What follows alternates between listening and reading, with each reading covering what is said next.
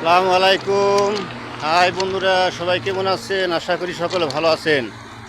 বিকেলবেলা চলে আসলাম রেল লাইনে, পাঁচচর রেল স্টেশন নানানাতি ঘোরার জন্য। তবে এখানে ঘুরতে আসলে অনেক সাবধানতা, সতর্ক অবলম্বন করে ঘুরতে হবে, চলতে হবে। আমরা যেভাবে হাঁটতেছি, তো এইভাবে হাঁটাটা খুবই ঝুঁকিপূর্ণ। হয়তো আমাদের কারো ট্রেনের গতিরোধ বা ট্রেন কখন আসে এটা আমাদের হয়তো অনেকেরই জানা নেই। তো যারা বিকেলবেলা এখানে ঘুরতে আসেন, অত্যন্ত সতর্কতার সাথে ঘুরবেন এবং রেল লাইন দিয়ে হাঁটবেন।